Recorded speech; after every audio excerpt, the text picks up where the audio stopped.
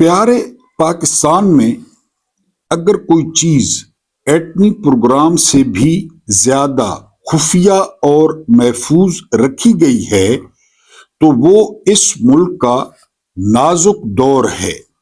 ये जुमला इतना कदीम और घिसा पिटा है कि अब इसे सुनने के लिए कान की नहीं ईमान की जरूरत पड़ती है। अगर आपको लगता है कि ये जुमला सिर्फ आप सुन रहे हो तो गलतफहमी दूर कर लीजिए। आपके दादा ने रेडियो पाकिस्तान की खरखराहट के बीच यही सुना था। आपके वालिद ने पीटीवी के खबरनामे में कपास पर अमरीकी सुंडियों के हमले के बीच यही सुना। आप पूरी जिंदगी निजी चैनल्स की ब्रेकिंग न्यूज के शोर में यही सुनते रहे और अब आपके बच्चे स्कूल का होमवर्क छोड़कर मोबाइल और लैपटॉप पर यही सुन रहे हैं कि मुल्क इंतहाई नाजुक दौर से गुजर रहा है। ऐसा महसूस होता है कि 1947 में जब हम हिजरत करके आए तो हमने कुछ लाया हो या न लाया हो, लेकिन एक संदूक ऐसा जरूर उठाया था जिसमें नाजुक दौर पैक था। सरहदें बन गई, लकीरें खिंच गई, ट्रेनें कट गईं, इज्जतें लुट गईं, मगर हमने इस संदूक को नीचे नहीं रखा। नाजुक दौर का ये बोझ दादा परदादा से मुंतकिल होता हुआ आज आने वाली नस्ल तक आ पहुंचा है। बिस्मिल्लाहिर्रहमानिर्रहीम। मेरा नाम महमूद नियादी है। अस्सलाम वालेकुम वरहमतुल्लाहि वबरकातुहू। आप लोग जानते होंगे कि आज 21 जनवरी और दिन है बुध का 2026 और इस दिन का दूसरा बुलेटिन यानी 21 जनवरी की दूसरी खबरें ताज़ा तरीन और एक वीलॉग। हमारा पहला टॉपिक ये है कि क्या कभी जर्नैल नाजुक दौर से गुजरेंगे या पाकिस्तान को और पाकिस्तान की अवाम को गुजारते रहेंगे। सैयद फयाज शाह की एक खूबसूरत तहरीर आपके सामने रखनी है। थोड़ा सा आपके सामने रखा कि आपने, आपके दादा ने, आपके परदादा ने यही सुना कि पाकिस्तान नाजुक दौर से गुजर रहा है और अब आपके बच्चे जो है वो ये सुन रहे हैं और ये हम कब तक सुनते रहेंगे इसका अभी कोई पता नहीं। इससे पहले कि मैं तहरीर को आगे बढ़ाऊं, आपसे दो दरखास्तें हैं। पहली दरखास्त ये बैनर है, इस पे तवज्जो दें कि 8 फरवरी को हमने एहतजाज रिकॉर्ड कराना है और बार बार कह चुका हूं कि कोई डंडा नहीं, कोई झंडा नहीं, कोई पत्थर नहीं, कोई बंदूक नहीं, सिर्फ हमने जो है वो दुकान नहीं खोलनी, होटल नहीं खोलना, अपने काम पे नहीं जाना और घरों में रहना है। या बाहर मुजाहरे होते हैं तो मुजाहरे में शिरकत लाजमी करनी है और जनरल आसिम मुनीर को पैगाम देना है। वैसे भी उनके बहुत थोड़े दिन रह गए हैं, ये मैं आपको पहले बता चुका हूं कि हमें उनका लॉ मंजूर नहीं है। हमें 1973 का आइन चाहिए, हमें आसिम लॉ जो है वो नहीं चाहिए।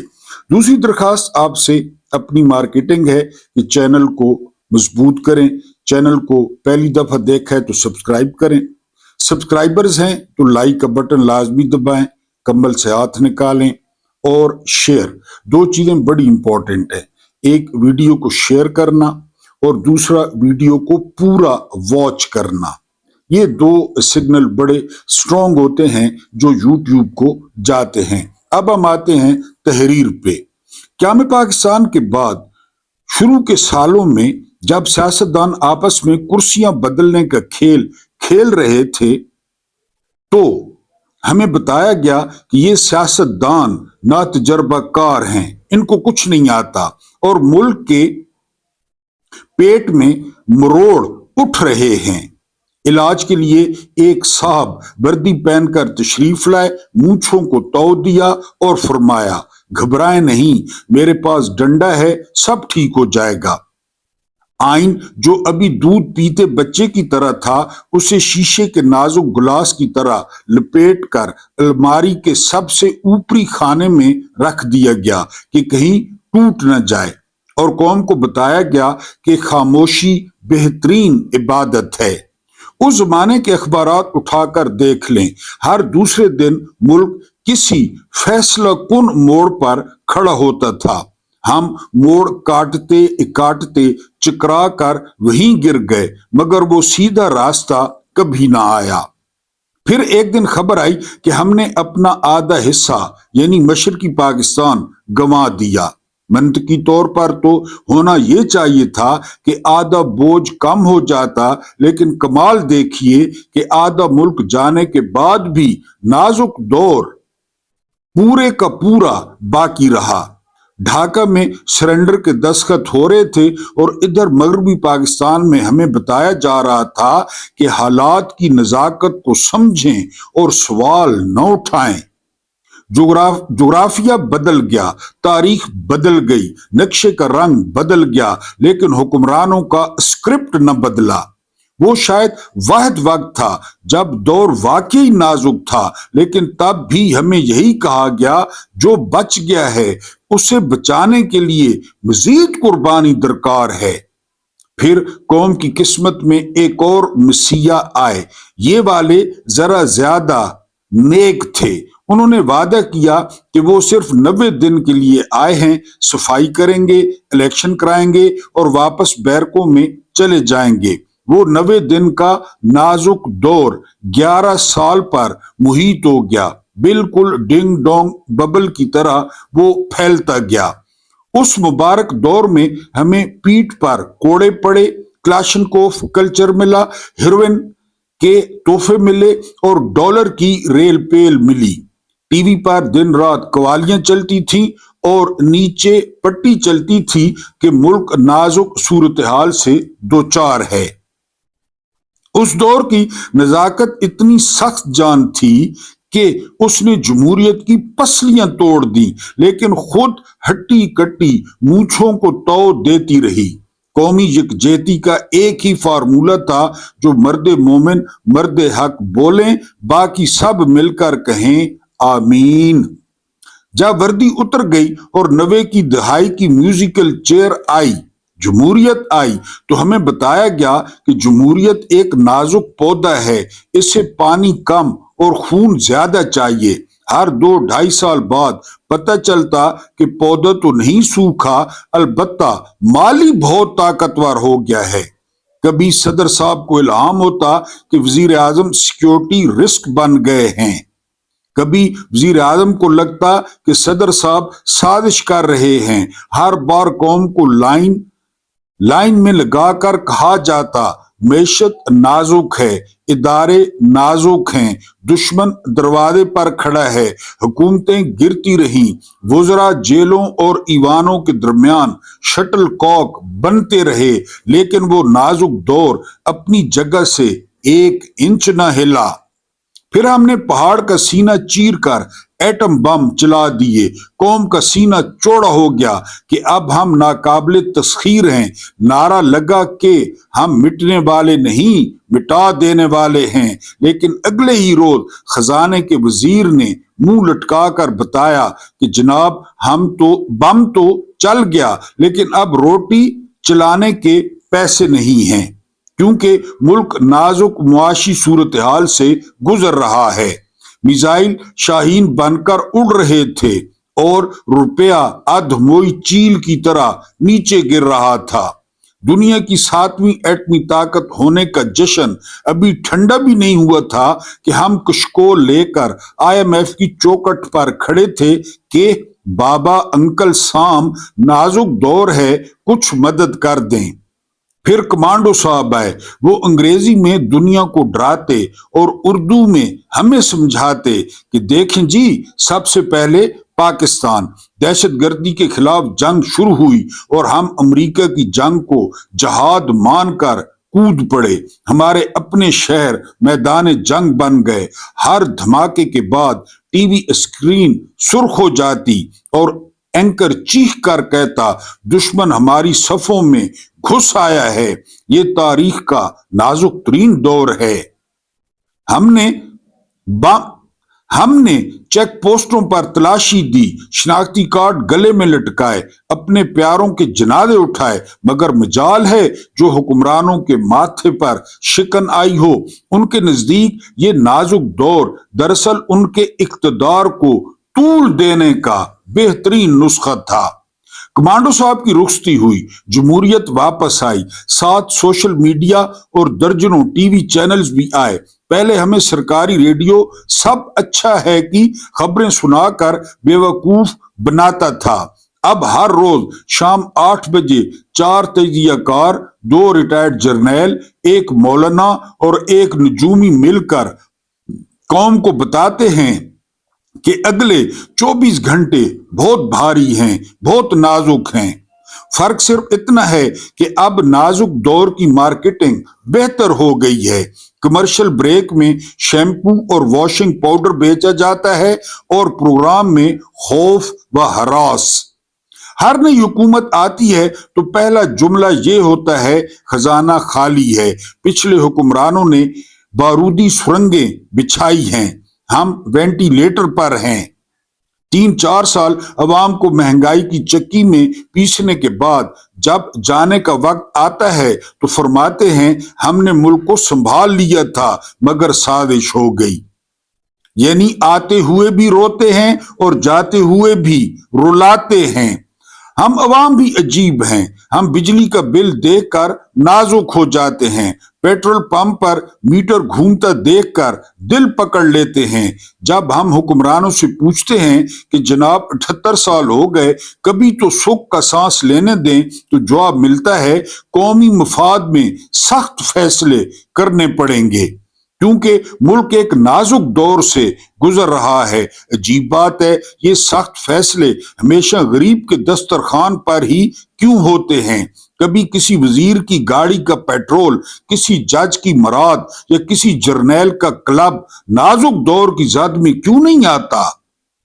कभी कभी ख्याल आता है ये नाजुक दौर दरअसल एक सेल है जो कभी खत्म नहीं होती। जैसे दुकानों पर लिखा होता है क्लियरेंस सेल, ताकि गाहक जल्दी से खरीदारी कर ले।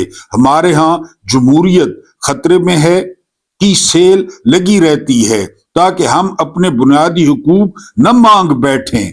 हमें डराया जाता है कि अगर तुमने रोटी मांगी तो मुल्क टूट जाएगा, अगर तुमने दवा मांगी तो दुश्मन फायदा उठा लेगा। हकीकत यह है कि नाजुक दौर सिर्फ हमारे और आपके लिए है। जब इशराफिया के बच्चों की शान और शौकत से शादी होती है, जब उनकी जायदादें लंदन और दुबई में खरीदी जाती हैं, जब उनकी सर्जरियां और इलाज बैरून मुल्क होते हैं, तब कोई नाजुक दौर नहीं होता, तब सब कुछ मुस्तहकम होता है। नाजुक सिर्फ वो लम्हा होता है जब एक मजदूर आटे की लाइन में दम तोड़ देता है या एक मरीज सरकारी अस्पताल के फर्श पर एड़ियां रगड़ता है। अब 78 साल बीत गए, हमने मार्शल लॉ देखा, हाइब्रिड निजाम देखा, नया पाकिस्तान देखा, पुराना पाकिस्तान देखा, फॉर्म 47 वाला पाकिस्तान भी देखा, लेकिन एक चीज जो टस से मस नहीं हुई वो कमबख्त नाजुक दौर वाला जुमला है। ये मुल्क से भी ज्यादा लंबी उम्र पा गया है। सवाल ये नहीं कि ये नाजुक दौर कब खत्म होगा, सवाल ये है कि क्या हमने ज़हनी तौर पर तस्लीम कर लिया है कि यही हमारा मुकद्दर है? क्या हमें वाकई यकीन है कि कोई ऐसा दिन चढ़ेगा जब अखबार की शह सुर्खी चीख कर कहेगी, मुबारक हो, मुल्क नाजुक दौर से निकल आया है? अब आप हुक्मरानों से हिसाब भी मांग सकते हैं और बिजली का बिल देखकर मुस्कुरा भी सकते हैं। सच तो ये है कि ये नाजुक दौर वक्त का कोई टुकड़ा नहीं बल्कि हुक्मरानी का एक आजमूदा हथकंडा है। ایک ایسا سوئچ جسے جب چاہیں آن کر دیں اور پوری قوم کو خوف کا کرنٹ لگا دیں۔ ڈر تو یہ ہے کہ ہماری آنے والی نسلیں قبروں کے کتبے پڑھ کر یہ نہ پوچھ بیٹھیں کہ یہ لوگ ساری زندگی نازک دور کا شور سنتے رہے مگر کبھی سر اٹھا کر پوچھا ہی نہیں کہ اسے بند کرنے کا بٹن کس کی جیب میں ہے۔ ہوش کے ناخن لیں کیونکہ یہ نازک دور گزرے نہ گزرے اس کے انتظار میں عوام غربت اور بھوک کے ہاتھوں ضرور گزر جائے گی۔ کبھی دیکھا کسی جرنیل پر نازک دور؟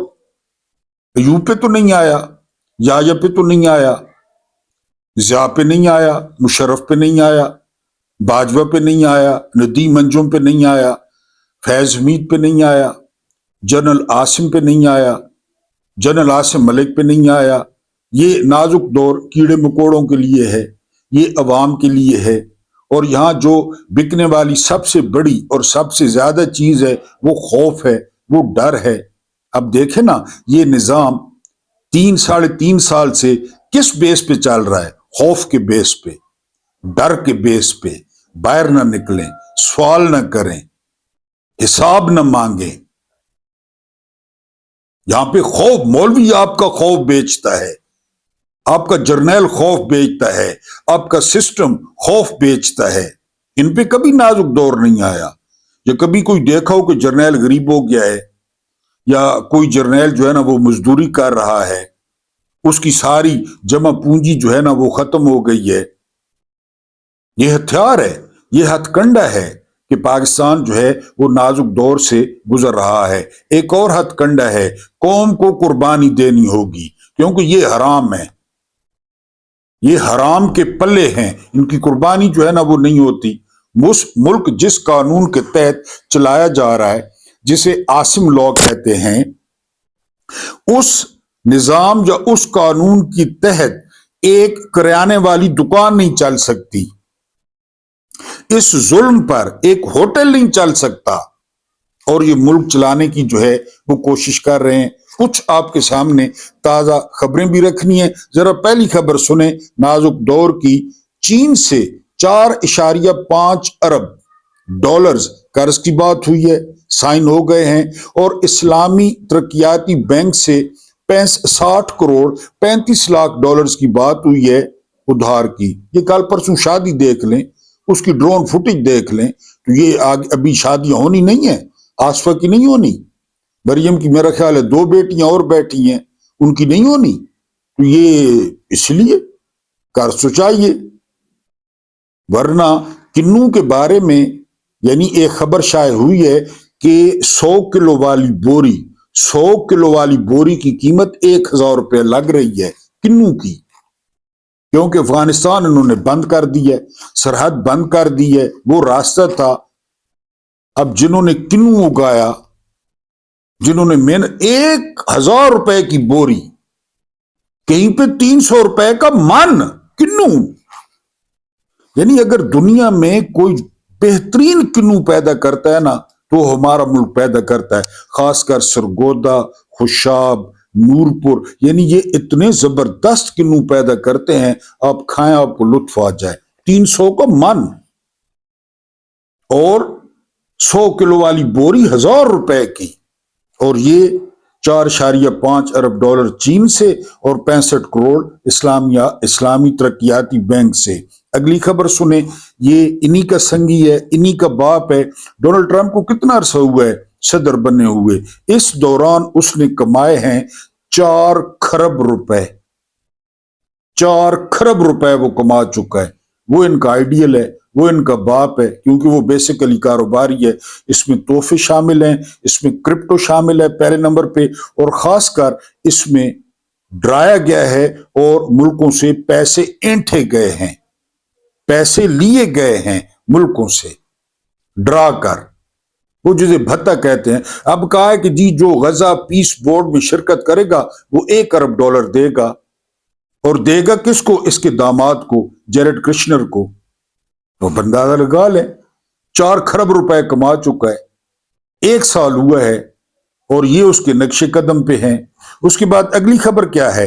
اگلی خبر یہ ہے کہ وال سٹریٹ جرنل بہت پرانا اور زبردست اخبار ہے، اس نے کہا ہے کہ جی ٹرمپ نے 6000 وعدے کیے تھے کہ مجھے ووٹ ڈالیں، جس طرح پاکستان میں ہوتا ہے 6000 وعدے، ان میں سے ایک بھی پورا نہیں ہوا،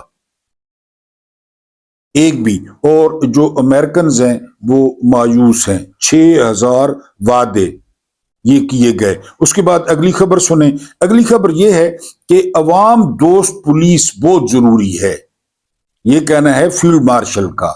بالکل جی، روزانہ ہر منگل کو ڈیالہ کے باہر دیکھتے ہیں، وہ رکشے والے کی 4 بیٹیاں یہی پولیس تھی، آپ نے عوام دوست بنا دیا ہے، آپ کے گندے پوتڑے یہی دھوتے ہیں چوک میں، کرتے آپ سارا کچھ ہیں۔ رات کو ڈیالہ کے باہر طیبہ راجہ کو پولیس والے نے کہا کہ باجی ہم مجبور ہیں، ایجنسیوں والے بندے دیکھ رہے ہیں، یہ جیل میں کون کروا رہا ہے سارا کچھ عمران خان کے ساتھ، کرنل کون ہے، کس کے ماتحت ہے، بیوروکریسی کس کے ماتحت ہے، آپ خلیفہ ہیں، آپ بادشاہ ہیں، آپ ضلع سبانی ہیں، اور عوام دوست پولیس ضروری ہے۔ اور عوام دوست وہ ہوتی ہے جو آپ چاہتے ہیں، جو آپ کرواتے ہیں، ورنہ پولیس کو دیکھ کے بندے کا کھانے کو دل نہیں کرتا، ان کے منہ دیکھ کے، ان کی توندیں دیکھ کے، ان کی وردی دیکھ کے، بہرحال یہ کہتے ہیں ضروری ہے۔ 18ویں ترمیم ڈھکوزلا ہے، کتنے دھوم دھڑکے سے انہوں نے 18ویں ترمیم کروائی، یاد ہوگا، وہ جی صوبوں کو اختیارات مل گئے، وہ جی زرداری نے اپنے اختیارات دے دیے، وہ جی صوبوں میں اب یہ ہو گیا۔ اب خواجہ آصف کہہ رہے ڈھکوزلا ہے، کیوں کہہ رہے ڈھکوزلا؟ 28ویں ترمیم لانی ہے، اب یہ بھی بری ہو گئی، پھر نازک دور، اب 28ویں ترمیم۔ میں نے تو کہا کہ اگر ترمیم میں لکھ دیں کہ سپر پاور جو ہے نا وہ امریکہ نہیں ہے پاکستان ہے، پھر کیا ہوگا؟ جس طرح وہ فیلڈ مارشل صاحب بن گئے، کیا ہوا؟ فیلڈ مارشل بن گئے، چیف آف ڈیفنس بن گئے، کیا ہوا؟ کوئی حالت بدلی پاکستان کی، پاکستان کے عوام کی؟ یہ بھی بس اب 18ویں ترمیم بھی ڈکوزلا ہے، اس کو ختم کرنا ہے۔ وہ کوئی کہہ رہا ہے صوبے آ رہے ہیں، کوئی کہہ رہا ہے بلدیاتی نظام آ رہا ہے، تجربے۔ اس کے بعد اگلی خبر ہے ڈاکٹر امجد علی، یہ واقعہ سنیں، یہ کہتے ہیں کہ میں جنوری 2024 میں پی ٹی آئی میں شامل ہوا، الیکشن لڑا، جیت گیا، اور کس کیس میں مطلوب ہیں؟ 9 مئی کے۔ 9 مئی کب ہوا تھا پتہ ہے؟ یہ 9 مئی میں شامل ہیں۔ کہتے ہیں میں پی ٹی آئی میں جنوری 2024 الیکشن سے 1 مہینہ پہلے میں پی ٹی آئی میں شامل ہوا، اس پہ 9 مئی کا کیس ہے، نازک دور۔ اگلی خبر سنیں، اگلی خبر جو ہے نا وہ شیلا رضا کہتی ہیں کہ جب آگ لگتی ہے تو نقصان ہوتا ہے، یہ تو ہوتا ہے، لیکن دعا ہے رب ذوالجلال والاکرام سے، مالک یوم الدین سے، کہ بلاول ہاؤس میں لگے، جی ایچ کیو میں لگے، شیلا رضا کے گھر لگے، جاتی عمرہ میں لگے، جہاں لگے، لطف آ جائے، کوئی چیز نہ بچے، لطف آ جائے۔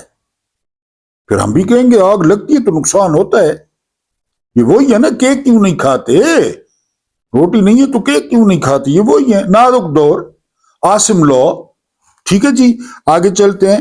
وکٹر گو، یہ اسٹیبلشمنٹ کے نمائندے ہیں چین کے، بڑے طاقتور آدمی ہیں، بلکہ کہا جاتا ہے کہ یہ جو صدر ہیں شی جن پنگ، ان سے بھی زیادہ طاقتور ہیں۔ ان کو کہا گیا کہ آپ امریکہ کو ٹکر دے رہے ہیں تو وہ آپ کی تجارت بند کر دے گا۔ وکٹر گو نے کہا بھاڑ میں جائے، اور آگے پتہ ہے کیا کہا؟ انہوں نے کہا کہ ہم 5000 سال سے ہیں، 5000 سال، چین، ہم 5000 سال سے ہیں، امریکہ کی ٹوٹل عمر 249 ایئرز ہے، 249 سال، ہم 5000 سال سے ہیں، جو کرنا ہے امریکہ نے کر لے، وکٹر گو نے کہا ہے۔ وکٹر گو نے مزید کہا ہے کہ پہلا فائر نہیں کریں گے، پہلا فائر، لیکن جب ہو گیا تو پھر دوسرے فائر کی گنجائش نہیں ہوگی، موقع نہیں دیں گے، یہ وکٹر گو نے کہا ہے امریکہ کو، اور اسی طرح ملنا چاہیے، بالکل یہی علاج ہے، اور کوئی علاج ہی نہیں ہے۔ اس کے بعد جو اگلی خبر ہے وہ خبر یہ کہ مسٹر ٹیرف نے، وہ لانتی بڈھا کھوسٹ ڈونلڈ ٹرمپ، اس نے ایمینوئل میکرون کو کہا ہے، کیونکہ جو فرانس ہے نا وہ سب سے زیادہ امریکیوں کو شراب دیتا ہے، شیمپن اور شراب، جسے امریکی پی کے تو جھوم برابر جھوم گاتے ہیں۔ تو اس نے کہا ہے کہ شراب اور شیمپن پہ 200% ٹیرف لگے گا، 200%۔ میرا خیال ہے کہ امریکہ کو انجام سے دوچار کرنے میں جلدی ہے ڈونلڈ ٹرمپ کو، کہ امریکہ بھی اپنے جلدی انجام کو پہنچے، کیونکہ جو یورپ ہے اس کی صف بندی ہو رہی ہے، اور یورپ نے کہا ہے، کینیڈا کے وزیر اعظم نے چین کا دورہ کیا ہسٹری میں پہلی دفعہ۔ یورپ کہہ رہا ہے کہ اب ہمیں چین سے رابطے اور تجارت بڑھانی پڑے گی، کیونکہ یہ جو لانتی ہے، اس لانتی کا کوئی پتہ نہیں، کیونکہ خود اس نے، میں نے آپ کو بتایا کہ کتنے کھرب کما لیے ہیں، 4 کھرب، ابھی 1 سال ہوا ہے، 1 سال، اور 4 کھرب کما لیے ہیں اس نے، ڈونلڈ ٹرمپ نے۔ کیونکہ میں نے آپ کو بتایا کہ یہ جو اخلاقیات ہے، یہ جو قانون ہے، یہ جو رول آف لا ہے، یہ جو آئین ہے، یہ جو جمہوریت ہے، یہ جو ووٹ کا احترام ہے، یہ اپنے ملکوں کے لیے ہے، اپنے ملکوں کے لیے۔ آپ کہتے ہیں جی دبئی میں بڑا قانون ہے، پاکستانیوں کو $100 ارب دبایا ہوا ہے دبئی نے، دبئی والوں کو پتہ ہے چوری کا ہے، پتہ ہے دبئی والوں کو، لیکن رکھا ہوا ہے۔ انگلینڈ کو پتہ ہے شریف خاندان نے کتنا مال رکھا ہوا ہے، سارا چوری کا ہے، ایون فیلڈ اور مے فیئر، لیکن رکھا ہوا ہے۔ امریکہ میں بھی اسی طرح ہے۔ ابھی جرنیل لابنگ کروا رہے ہیں، امریکہ کو پتہ ہے لوگوں کے منہ سے روٹی نکال کے ملینز کی لابنگ کروا رہے ہیں کہ ہمارے ساتھ لنچ کرو، کس مائی ایس، ہمیں اپنی پونچھ چومنے دو، وہاں سے تھوڑی خوشبو بھی سونگنے دو۔ ملینز، یہ حسین حقانی کہہ رہا ہے، پاکستانیوں کے پیسے لابنگ پہ لگ رہے ہیں۔ پتہ ہے امریکہ کو کہ پاکستانیوں کا کیا حشر ہے، کیا حال ہے، 46% خط غربت سے نیچے چلے گئے ہیں، پتہ ہے امریکہ کو۔ لیکن یہ سارا کچھ اپنے ملک کے لیے ہوتا ہے، اپنے ملک کے لیے، اوروں کے لیے نہیں ہوتا۔ اوروں کے لیے صرف طاقت ہے، جس کی لاٹھی اس کی بھینس۔ بہرحال یہ کچھ خبریں تھیں، کچھ عاصم لا تھا کہ پاکستان عاصم لا کے تحت نہیں چل سکتا، ان کو بتا دیا گیا ہے، ان کو بتایا بھی جا رہا ہے، اور ان کے پاس تقریباً جو ہے وہ 100 دن ہیں وہ فیصلہ کریں۔ اس کی 2 صورتیں ہو سکتی ہیں کہ وہ ادارہ چھوڑ دیں، وہ ادارے پہ بوجھ بنتے جا رہے ہیں، اور دوسری صورت یہ ہے کہ عمران خان کو باہر نکال کے سارا کچھ عمران کے حوالے کر دیں۔ آج ہے 1 شعبان، اگر جو ہے نا وہ جو شخصیتات پیدا ہوئی نا، حضرت زینب سلام اللہ علیہ، آج ان کی پیدائش کا دن ہے مدینہ میں، اگر یہ خاتون نہ ہوتی نا تو کربلا کا جو نازک موڑ تھا، نازک دور تھا، وہ پی جاتے اموی، وہ پی جاتے۔ لیکن یہ خاتون جب یزید کے دربار میں گئی ہیں تو وہاں پہ جب یہ بولی ہے نا، تو وہاں پہ ایک نابینا شخص بیٹھے تھے، جو یہ بولی ہیں وہ نابینا شخص کہتا ہے کہ علی زندہ ہو گیا ہے، تو کسی نے بتایا کہ علی نہیں ہے، ان کی بیٹی ہے، اور انہوں نے اس فسائیت، اس ظلم اور اس جبر کے بخیے ادھیڑ دیے یزید کے دربار میں۔ مزاحمت اور انکار کی علامت، ایک خاتون جن کا نام حضرت زینب سلام اللہ علیہ تھا، آج ان کا یوم پیدائش ہے 1 شعبان کو۔ وہ حسین، حسن اور عباس علمدار کی بہن تھی، اور وہ زبانی کلامی بہن نہیں تھی، انہوں نے ثابت کیا کہ وہ ان کی بہن تھی، انہوں نے ثابت کیا کہ وہ علی علیہ السلام کی بیٹی تھی، انہوں نے ثابت کیا کہ وہ خاتون جنت حضرت فاطمہ الزہرا کی جو ہے نا وہ بیٹی تھی، انہوں نے ثابت کیا، اور انہوں نے پورا ظلم، پورا واقعہ چاک کر کے رکھ دیا، اور زلزلہ آ گیا اسلامی دنیا میں جب اسلامی دنیا کو پتہ چلا۔ میں نے آپ کو پہلے بھی بتایا، مولانا اسحاق صاحب بڑی خوبصورت تشریح کرتے ہیں کہ جو مولا علی تھے نا، مولا علی یہ صالح علیہ السلام کی اونٹنی کی طرح تھے، آخری چٹان تھا، وہ آخری چٹان تھی۔ مولا علی کا جو سٹائل تھا نا، وہ رسالت مآب صلی اللہ علیہ وآلہ وسلم والا تھا۔ پھٹے کپڑے، ٹوٹے جوتے، بیت المال کو صاف کر کے لیٹنا، ان کا وہ سٹائل تھا۔ امیر شام کا سٹائل یہ عاصم لا تھا، عاصم لا۔ Everything is fair in love and war, محبت اور جنگ میں سب جائز ہے، مارو، دشمنوں کو الٹا لٹکا دو۔ اتنا تنگ ہوئے مولا علی علیہ السلام، اتنا تنگ ہوئے، وہ آخری دنوں میں کہتے تھے جس نے میرے سر پہ تلوار مارنی ہے وہ کم بخت آ کیوں نہیں رہا، اب آئے اور قصہ تمام کرے، اتنے تنگ تھے۔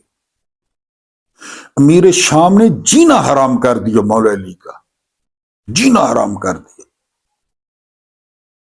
باندھ کے رکھ دیا ان کو۔ وہ صالح علیہ السلام کی اونٹنی تھے،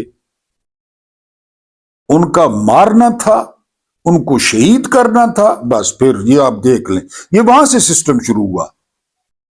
اس کی وجہ کیا تھی؟ اس کی وجہ یہ تھی کہ پہلے خلیفہ راشد کے بعد نا حضرت عمر ہے، حضرت عمر کے دور میں فتوحات ہوئی، یہ عروج پہ پہنچ گئی عثمان ابن عفان کے دور میں، رضوان اللہ تعالی اجمعین، ان کے دور میں مال، پیسہ، آرام، قالین، لڈرن بڈرن سارا کچھ آ گیا۔ اب مولا نہیں چاہتے تھے خلافت، اب نہیں چاہتے تھے۔ جب عثمان ابن عفان شہید ہوئے تو وہ نہیں چاہتے تھے خلافت کے، بس اب کیونکہ وہ دیکھ رہے تھے کہ کیا ہو رہا ہے، لیکن بہرحال انہوں نے سنبھال لی۔ اور پھر ان کے ساتھ جو ہوا، جس طرح عاد اور سمود والوں نے قتل کیا تھا نا صالح علیہ السلام کی اونٹنی کو، پھر نتیجہ بھگتا قسم پیدا کرنے والے کی، جامع مسجد کوفہ میں جو تلوار چلی، جو سر پہ لگی، یہ عاصم لا آیا، یہ نواز شریف آیا، یہ زرداری خاندان آیا، یہ اموی آئے۔ وہ جو خون کے قطرے گرے نا، خون کے قطرے، یہ سارے لوگ پیدا ہوئے، سارے لوگ۔ جو لوگوں کا استحصال کر رہا ہے، وہ جامع مسجد کوفہ میں چلنے والی تلوار کے بعد آپ پورا خطبہ سنیں مولانا اسحاق کا، اس پہ آپ کی طبیعت خود، میں تو کچھ بھی نہیں ہوں، وہ تو پھر آپ کو پتہ ہے بہت بڑی چیز تھے مولانا اسحاق، وہ آپ کو بتائیں گے کہ مولا علی کیا تھے، وہ آپ کو بتائیں گے کہ زینب سلام اللہ علیہ کیا تھی، کون تھی، اور کس طرح پردہ چاک کیا۔ آج ان کی پیدائش کا دن ہے، مبارک دن ہے، اس کو مزاحمت کے طور پہ یاد رکھیں، اس کو انکار کے طور پہ یاد رکھیں۔ اور وہیں جا کے دفن ہوئی، شام میں موجود ہے روزہ ابھی بھی سینے پہ گڑا ہوا ہے امویوں کے، ابھی بھی سینے میں گڑا ہوا ہے کہ جہاں پہ ان کی حکمرانی تھی وہاں جو ہے نا روزہ مبارک ہے۔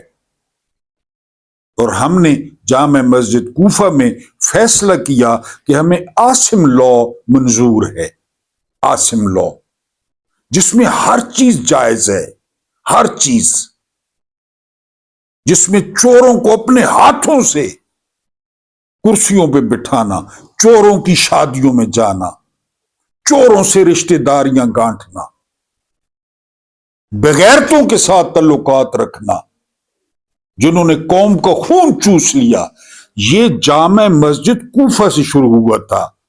وہ صالح علیہ السلام کی اونٹنی تھے اور وہ آخری چٹان تھی۔ اس کے بعد امیر شام سے لے کر آج تک ایک ہی طریقہ ہے جو چل رہا ہے۔ عمران خان کو دیکھ لیں، اللہ پاک آپ کو آسانی عطا فرمائے، آسانیاں بانٹنے کی توفیق عطا فرمائے۔ میرا رب کریم آپ کے اور میرے مرحومین کی مغفرت فرمائے، ان کے ساتھ عدل کا نہیں رحم کا اور احسان کا معاملہ فرمائے۔ مجھے برداشت کرنے کا بہت بہت شکریہ۔